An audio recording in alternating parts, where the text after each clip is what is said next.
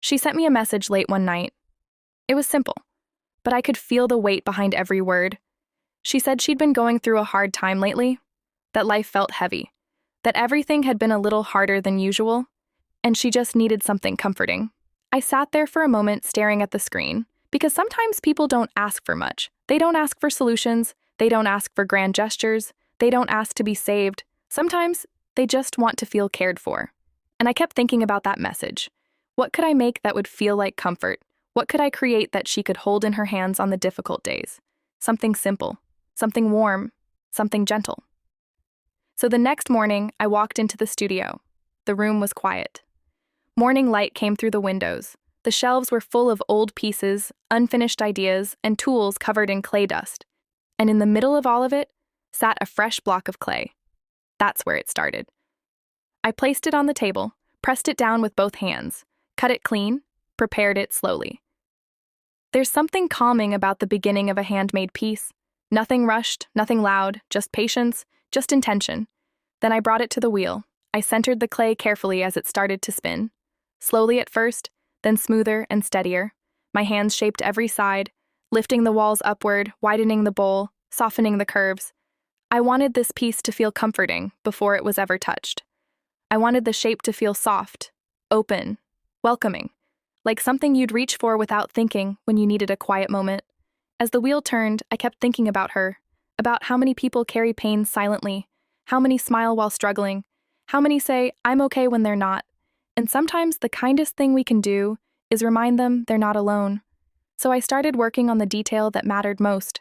2 tiny hands, not just any hands, hands forming a heart, a symbol of love, care, presence, something to remind her that even when life feels heavy, there is still love around her.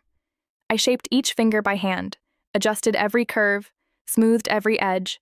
Tiny details take time, but the smallest things often mean the most. When the design was finished, I stepped back and looked at it. It already felt special, but it still had more to become, so I let it dry. Then I refined the surface, cleaned the lines, prepared it for glaze. I chose soft, calming tones. Nothing too loud, nothing distracting, just warm colors that felt peaceful, like early sunlight through a window. I placed it inside the kiln, closed the door, turned up the heat, and for hours, it transformed. That's the beautiful thing about clay. When the kiln finally cooled, I opened it slowly.